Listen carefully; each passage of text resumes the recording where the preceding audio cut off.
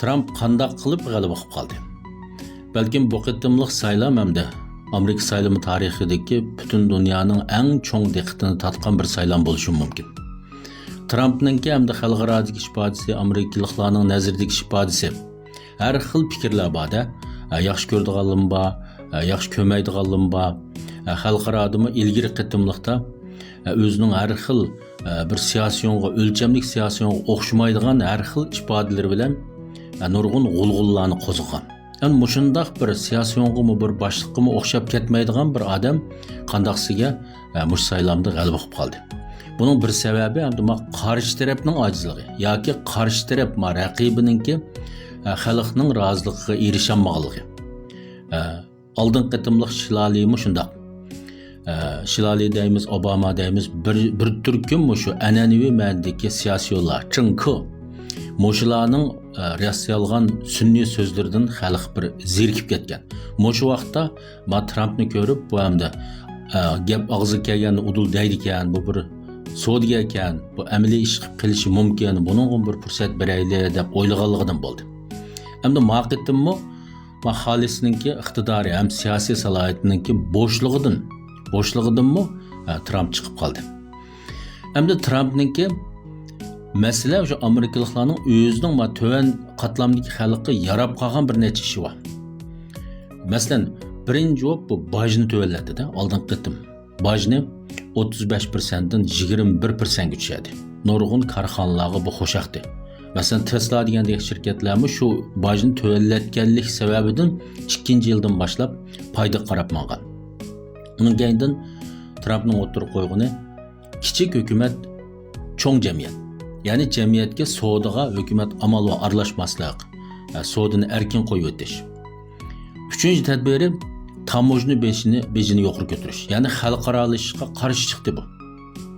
İqtisad fanlari doktori Dolqin Qodir muallimning korxonachilar va yosh eglik tikiluvchilarga qarata ochmoqchi bo'lgan 2025-yillik sistemalik darsiga qatnashishni xohlaydiganlar inkas rayoniga uchur qoldirdi. Biz bu mesela Jungo, Qatarlik, Hindiston, Yevropa, Asiya davlatlaridagi arzon baholik bu mallar kirivergandikin Amerikaning o'zining korxonalarining manfaatiga bu to'g'ri kelmadi.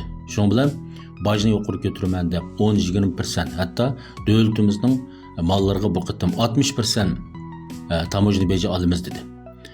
Hattoki Meksikadagi korxonalarga 200% dedi. Hamda 200% mi shu Meksikadagi bir turkum davlatimizning korxonalariga qartilgan gap. Demak, devlet içindeki bajını tövelletti. Xalqaradaki tamojni bejini, import bejini yuqur ko'tardi. Bu albatta şu Amerikalılarning töven qatlamdagi emgakçilerinin menfaatiga tushadigan gap. Ondan sirtdan kelgan ko'chmanlarni kontrol qilish. Bumu töven xalq xo'shaqadigan gapda. Chunki Amerikalılar o'zi nisbatan yaxshi sharoitda cho'ng bo'lgandan ular uncha jafoliq ishlab ketmaydi. Ammo namrat rayonlardan kelgan ko'chmanlar bular jafoga chidaydi. Jafoga chidagandan keyin Amerikaliklar o'zi chidamagan nurg'un ishlarni qolgan ko'chmanlar yaxshi qiladi. Yaxshi qilgandan keyin ularningki nurg'un xizmati qo'ldan ayrilib qoldi. Yani bularni kontrol qilamiz degandan keyin bu gapmi odatdagi xalq xo'shaqdi. Garchi oldin qatim bu poni aytib, Meksikaning chegarasida sepil qurman degan gapi amalga oshmagan bo'lsa-mu, bu gapning o'zi xalq xo'shaqdi.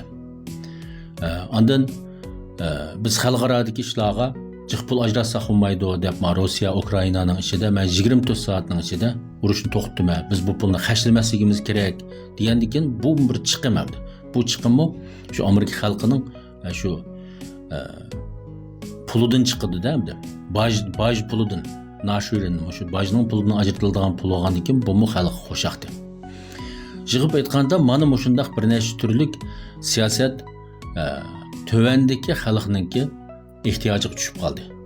Eng muhimi bu 30 yildan beri Amerika yasamochilikning yuqori qatlamidagi ishini tutganligi uchun töven qatlamidagi ishlarni yaratmay, davlatimiz deymiz, Vietnam deymiz, Hindiston qatorliq davlatlarga o'tkazib bergan. Yaratmagan hisobda.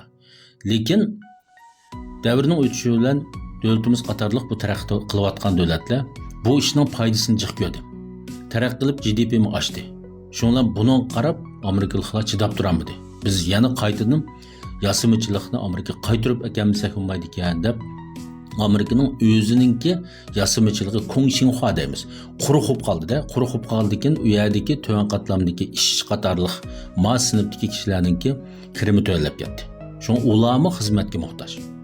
Qatorliq mana bu shundaq bir necha sabablar Amerikaliklarning to'g'on qatlamdagi manfaatiga to'g'ri kelganligi uchun Trump g'alaba qildi.